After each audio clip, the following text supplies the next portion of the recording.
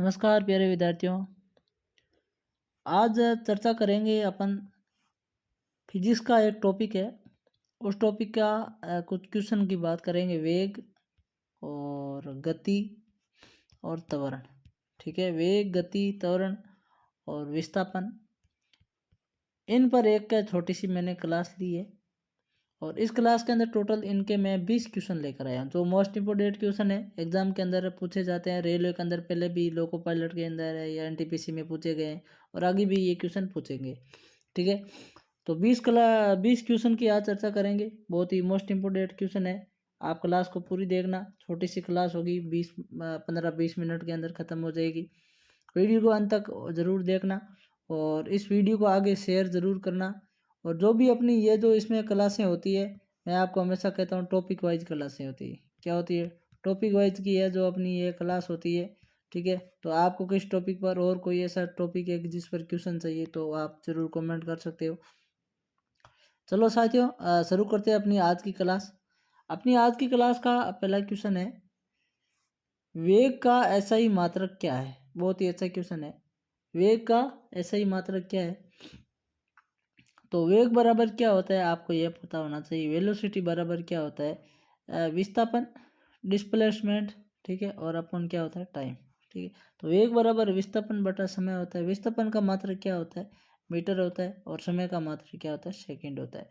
तो इस क्वेश्चन का राइट आंसर क्या हो जाएगा? ए इज करेक्ट आंसर हो जाएगा, यानी कि मीटर प्रति सेकंड हो जाएगा वेग का SI मात्रक।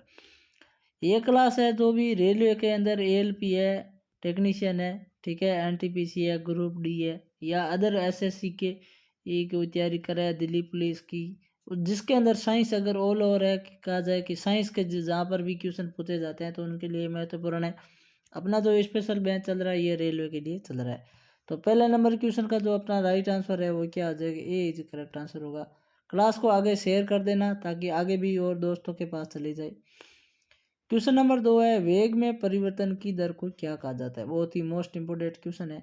ग्रुप डी के अंदर ये पूछा गया था 2021 का पेपर हुआ था, 22 का। इसमें वेग में परिवर्तन की दर को क्या कहा जाएगा? तो इस क्वेश्चन का राइट आंसर आपका क्या हो जाएगा? सी इज करेक्ट आंसर होगा, यानी कि त्वरण कहा जाएगा। वेग में परिवर्तन की दर को क्या कहा जाता है? त्वरण कहा जाता है।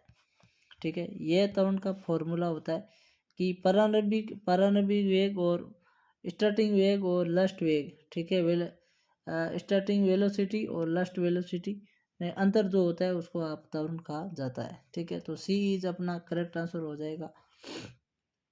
आगे बात करते हैं क्वेश्चन नंबर 3 की। यदि वस्तु का वेग एक समान रूप से बढ़ता है तो त्वरण का मान क्या होगा? ठीक है, बहुत ही अच्छा क्वेश्चन है। इसका करने का मतलब है कि अगर वेलोसिटी है आपकी, ठीक है, वेलोसिटी है वो एक समान रूप से बढ़ रही है, यानी पहले ये, जैसे मान लेते हैं कि पहले 2 थी, अब वो 4 हो गई है, अब आगे 6 हो गई है, 6 से आगे 8 हो गई है, मतलब एक समान से बढ़ रही है, एक समान अंतर से बढ़ रही है। तो उसका कहने का मतलब है कि आपका त्वरण क्या होगा? तो इस क्वेश्चन का जो अपना जो राइट आंसर होगा ना, वो राइट आंसर होगा अपना सी, करेक्ट आंसर होगा। क्या हो जाएगा? सी इज करेक्ट आंसर हो जाएगा। यानी कि अगर आप इसके अंदर त्वरण का ये फॉर्मूला लगाओगे कि त्वरण बराबर अंतिम वेग माइनस प्रारंभिक वेग और बटा टाइम, ये अगर आप फॉर्मूला लगाओगे तो इस फॉर्मूले के माध्यम से आपको पता चल जाएगा कि जब वेग एक समान से रूप से बढ़ता है तो त्वरण का मान क्या होगा, त्वरण क्या होगा। तो त्वरण हमेशा समान ही रहेगा। ये आप इस फॉर्मूले से लगाओगे तो आपको इस क्वेश्चन का पता चल जाएगा। राइट आंसर अपना सी इज करेक्ट आंसर होगा। आगे बात करते हैं क्वेश्चन नंबर 4 की। किसी निश्चित समय में तय की गई दूरी को क्या कहा जाता है? बहुत ही अच्छा क्वेश्चन है। निश्चित समय में तय की गई दूरी को क्या कहा जाता है? तो इस क्वेश्चन का जो राइट आंसर होगा वो हो जाएगा आपका सी, विस्थापन, डिस्प्लेसमेंट। विस्थापन यानी मैं इसके अंदर आपको दो चीज़ें बताता हूँ, एक होती है दूरी और एक होता है विस्थापन। दूरी का मतलब होता है कि एक समय में टोटल तय की गई जो लंबाई होती है, एक है निश्चित समय होता है और उस समय के अंदर टोटल लंबाई को जब आप तय करोगे तो उसको आप दूरी कहोगे। लेकिन एक निश्चित समय में न्यूनतम दूरी, यानी कि यहाँ से यहाँ तक की यह जो दूरी है, इस दूरी को अगर आप तय करोगे तो आप विस्थापन कहोगे।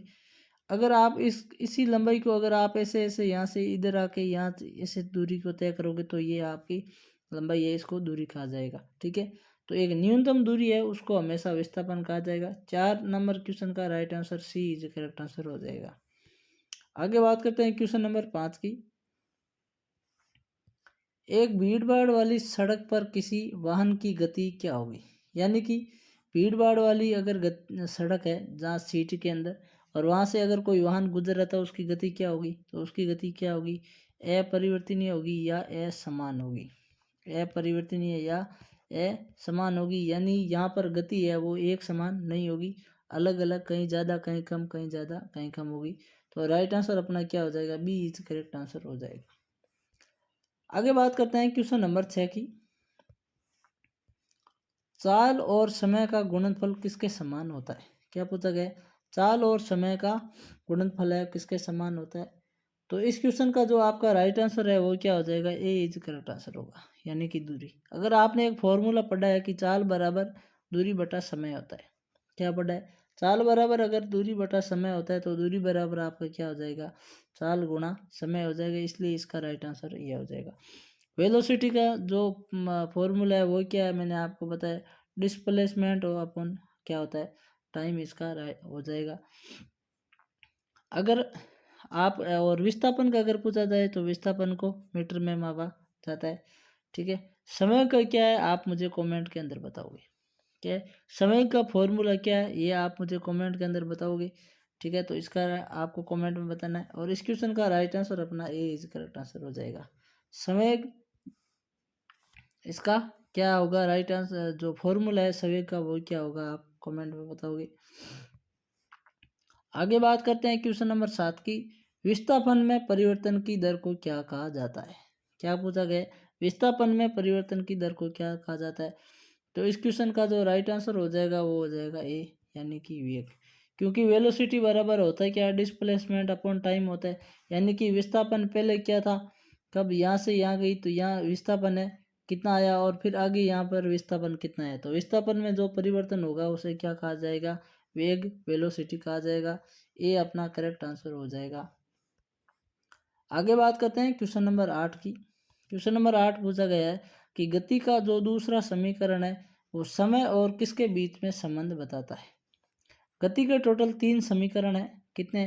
3 समीकरण होते हैं गति के, और जो ये समीकरण अपन ज्ञात करते हैं वो हमेशा कहाँ से निकलते हैं? जो जो त्वरण एक्सेलरेशन रहता है वहाँ से होता है। क्या होता है? देखो, ए बराबर v minus u upon t, यानी कि त्वरण बराबर अंतिम वेग माइनस प्रारंभिक वेग बटे टाइम, और यहाँ से ही इस गति के ये तीनों ही फॉर्मूले हैं वो निकलते हैं। तो पूछा गया है कि जो दूसरा नियम है ये जो समय और किसके बीच में संबंध दर्शाता है।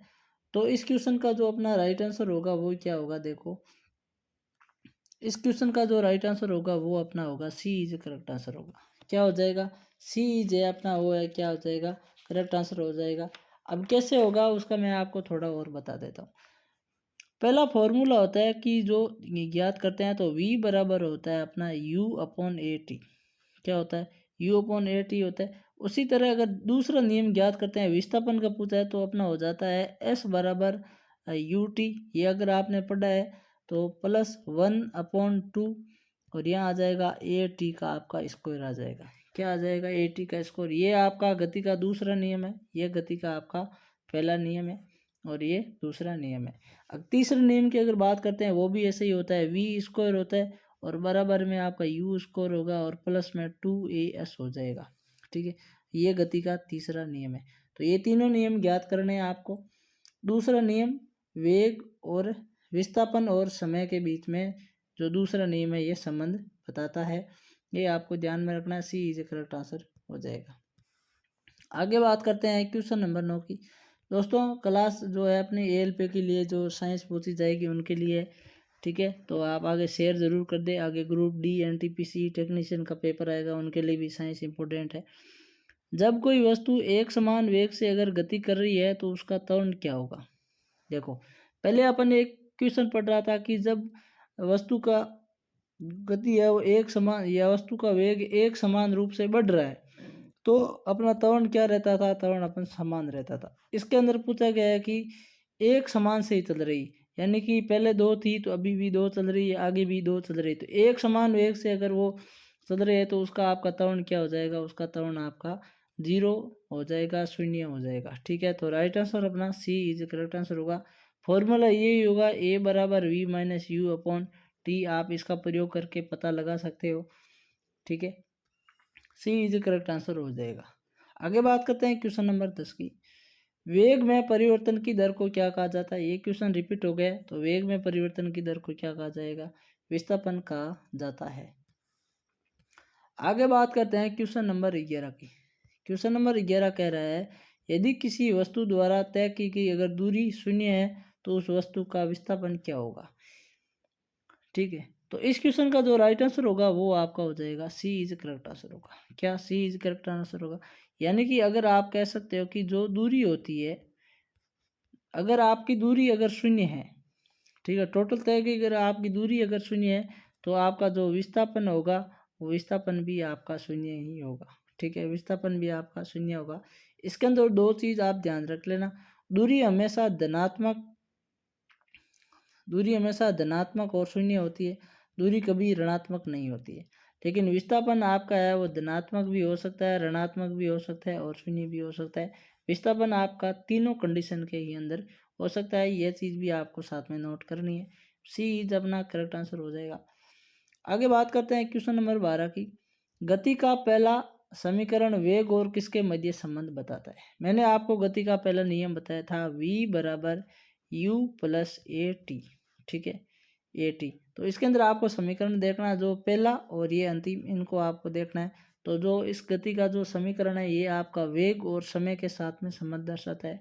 तो बी इज अपना करेक्ट आंसर हो जाएगा, बी सही इसका राइट आंसर हो जाएगा। ठीक है, दूसरा आपका किसका बताता है? दूसरा समय और विस्थापन का बताता है। आगे बात करते हैं क्वेश्चन नंबर 13 की। क्वेश्चन नंबर 13 है, वह कौन सी भौतिक राशि है जो कभी ऋणात्मक नहीं हो सकती है? देखो, बहुत ही अच्छा क्वेश्चन है, कौन सी भौतिक राशि है जो कभी ऋणात्मक नहीं हो सकती है? तो इस क्वेश्चन का जो आपका जो राइट आंसर होगा वो राइट आंसर क्या हो जाएगा? इसका राइट आंसर होगा अपना दूरी, यानी कि दूरी। यानी आपने कभी भी देखा है क्या कि डिस्टेंस जो है ये कभी अगर आपने ऋणात्मक देखा है? नहीं देखा। लेकिन जीरो अगर आपने दूरी देखा है, धनात्मक पॉजिटिव आपने देखा है। लेकिन जो विस्थापन होगा वो आपका जीरो, ऋणात्मक और धनात्मक तीनों ही कंडीशन के अंदर हो सकता है, लेकिन दूरी आपकी हमेशा दो कंडीशन ही होगी। ठीक है, तो इसका राइट आंसर हो जाएगा। दोस्तों इसके अंदर एक और आप देख लेना, जो इसका तीसरा नियम है, मैंने आपको बताया था। तीसरा नियम क्या था आपका? वी स्क्वायर बराबर आपका क्या था? यू स्क्वायर और प्लस 2 AS था। तो इसके अंदर जो ये तीसरा समीकरण जो आपका संबंध बताता है ना, वो विस्थापन और वेग का संबंध बताता है। किसका बताता है? विस्थापन और वेग का है, वह तीसरा समीकरण है, ये संबंध बताता है। तो तीनों ही मैंने आपको बता दिए है, इसका भी ध्यान में रख लेना। आगे बात करते हैं क्वेश्चन नंबर 14 की। एक समान त्वरित गति के लिए वेग और समय का जो ग्राफ है वो कैसा होना चाहिए? यानी कि अगर आपको एक समान त्वरित की अगर गति चाहिए तो वेग और समय, इसका जो आपका ग्राफ है वो कैसा होना चाहिए? तो इसका ग्राफ हमेशा कैसा होना चाहिए? सरल रेखीय होना चाहिए। ठीक है, आपका क्या होना चाहिए? वेग और जो समय का ये ग्राफ है ये आपका क्या होना चाहिए? सरल रेखीय होना चाहिए। इस टाइप का ये ग्राफ होता है इसका। ठीक है, तो इस क्वेश्चन का जो राइट आंसर है बी इज करेक्ट आंसर हो जाएगा। समान त्वरित गति के लिए वेग और समय का जो ग्राफ है वो सरल रेखीय वेग ग्राफ होना चाहिए। आगे बात करते हैं क्वेश्चन नंबर 15 की। बहुत ही अच्छा मोस्ट इम्पोर्टेंट क्वेश्चन है, ध्यान रखना। एलपी के अंदर ये एक क्वेश्चन पूछा भी गया था, इसीलिए उसका रिलेटेड मैं लेकर आया हूँ। यदि किसी पत्थर को 10 मीटर ऊंचाई तक फेंका जाता है और वह पुनः अपनी अवस्था में आ जाता है तो उसका विस्थापन क्या होगा? यानी कि मैं किसी पत्थर को ऊपर फेंकता हूँ, 10 मीटर की ऊंचाई तक गया, और यहाँ से ये अगर ये वापस यहाँ पर आ गया है तो इसकी जो टोटल इसका डिस्प्लेसमेंट होगा वो आपका क्या होगा? पहुँच रहा है। तो अगर विस्थापन, अगर कोई वस्तु है वो दूरी तय करके पुनः अगर वो वापस उसी स्थिति में अगर वहाँ पर वापस आ जाती है तो वहाँ आपका जो विस्थापन होगा ना वो हमेशा क्या हो जाएगा? वो हमेशा आपका जीरो होगा। इस क्वेश्चन का आपका ध्यान में रखना है। लेकिन यहीं अगर आपको अगर दूरी पूछी जाए, आपको डिस्टेंस अगर पूछी जाए तो आपकी यह टोटल 20 मीटर हो जाएगी, क्योंकि ये 10 मीटर जाएगा और 10 मीटर वापस आएगा। दूरी पूरी हमेशा काउंट होती है, लेकिन विस्थापन हमेशा क्या होता है, न्यूनतम दूरी होती है।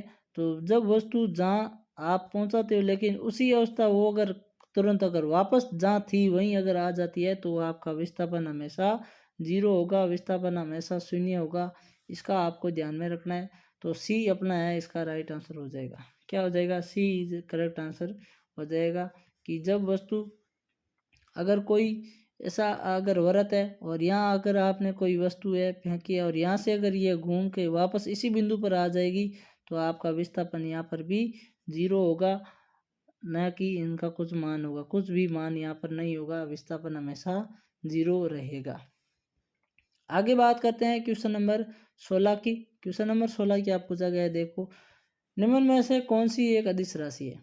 देखो दोस्तों, जो अदिश राशि जो वेक्टर है, वेक्टर राशि और स्केलर राशि का मैंने एक टॉपिक करवाया था, ठीक है। तो आप उनकी प्ले लिस्ट में है, जो फिजिक्स टॉपिक वाइज अपनी प्ले लिस्ट बनी है उसमें जाकर देख लेना, सारे के सारे बता दिए। लेकिन इस टॉपिक के अंदर था तो मैं आपको बता देता हूँ। अदिश राशि का पूछा है तो वेग अपनी सदिश राशि है, विस्थापन भी सदिश राशि है, और जो अपनी दूरी है वो क्या है, अदिश राशि है। दूरी क्या है, अदिश राशि है। सदिश राशि के अंदर आपको क्या है, क्या कंडीशन है, और अदिश राशि की कंडीशन क्या है बता रखी है। और त्वरण भी अपना क्या है, सदिश राशि है। तो इसका जो राइट आंसर है अपना सी करेक्ट आंसर होगा।